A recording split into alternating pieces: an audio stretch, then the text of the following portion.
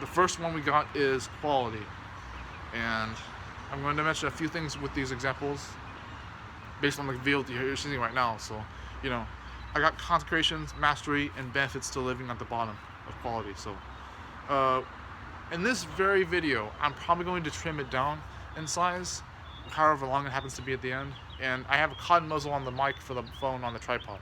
So that being said, my beef with consecrations, quality, not limited to YouTube, of course, but you know, just YouTube is a good prime example. So, my beef with it is that sometimes I feel like it doesn't make me feel like it doesn't seem true to myself to only think about quality the way that some people beseech it to. They have a good point when you know that you can always pick something better. That's an understandable thing. Like that things can always be better. You can always improve the content.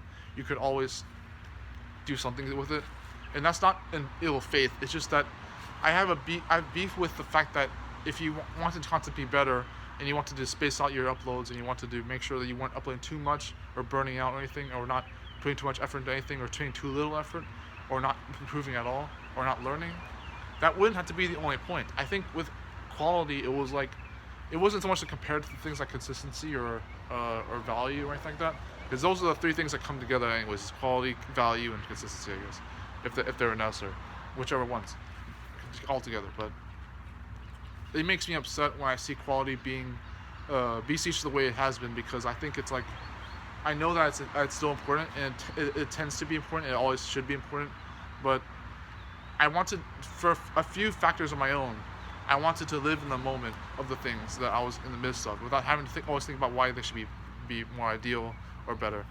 Second item, equatable experiences.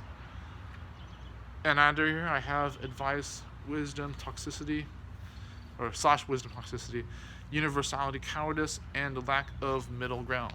Now, the thing with equatable experiences is that technically we are all the same in some way or another. We all are very similar people. We're all human. We're all relatable in some degree. But I don't. What grinds my gears with equatable experiences is that, again, there should be a middle ground, not that polar extreme one or the other thing. I just or too black and white in that regard. I can still think black and white even as a unique person, and that's already kind of relevant to what I'm talking about. Both of those things. But just the problem I have with equatable experiences is that we're not unique for a poor reason. Uniqueness isn't always a disease. Sometimes it can be. Too much uniqueness as an excuse can still be a bad thing, but it isn't always one. And I think when people think that your race supposed to be just like them for a reason, that you should still follow their discipline, or else you're a lost cause, and that on the other hand can still also be just as bad. So third item, reservation / privacy. Okay, so I don't mean to be too hard on this one, but I have to make some points eventually. So the three bullets I have for this one is the MILB, which is of course mind my business, if that's not an acronym already. Boundaries and non-acceptance / relevance. So with boundaries, it's like dude, boundaries.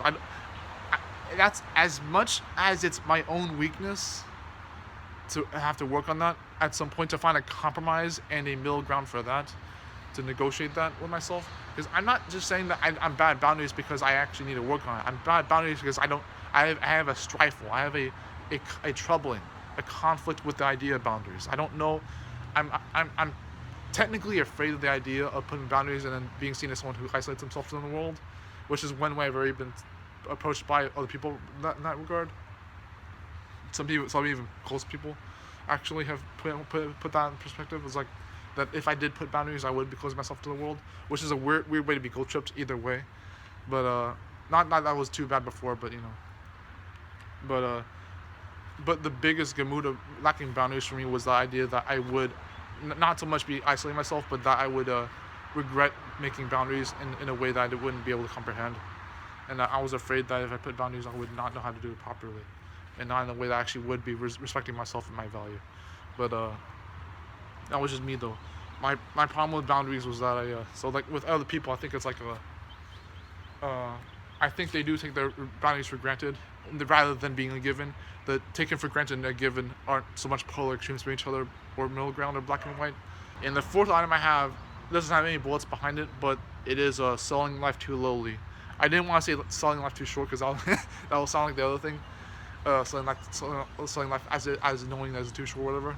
Which I don't technically believe in that regard, whether life is long or short. But but selling life too lowly, like selling the idea of it, and the concept of it too lowly, whether that means oversimplification or overcomplication, whatever, or that leans more into oversimplification. But you know, I was angry and disgusted about selling life too lowly because I think people who don't give enough credit for being, there's a lot of things that could be very unpredictable about. The whole experience of life is something that we don't understand even then. But just like the predictability of a lot of things, when people think that they reconfirm what they understand about life and they don't have to understand even then, that doesn't have to bug me. But what does make me angry and disgusted is when it's being sold too short or low, because they're not giving me a chance to be aware of anything different than what they think it is. So just not even if it was just to evolve or change. Some people think change is inevitable. Some people think change never happens at all. And that's a combination of two. So I just slowing not too lowly really just comes down to the idea that you don't that people who don't, or things that don't impress them or don't become the best thing is like, oh yeah, that's just gratitude. That's just, oh, life is simple, whatever. Life is not the happy extreme, or life is just a simple aspect with a complicated and beautiful endeavor. It's like, no, it doesn't have to be like that, but it's just like not necessarily. It's just like it can always be different than that. But that doesn't mean life has to change to be anything else, just to make a point. But technically, it can change. The people who claim that all people always change, that's just one aspect of what it could be. That's just one aspect. It doesn't have to only be like that. But it doesn't have to only be that people will never have to change. That's the other negative aspect. I think it's negative to assume that people always change, because that's always a way to think that people don't have to stay the same for good reason. But when people don't have to change for good reason, it's just not so much to their benefit, or only to change when they need to, whatever.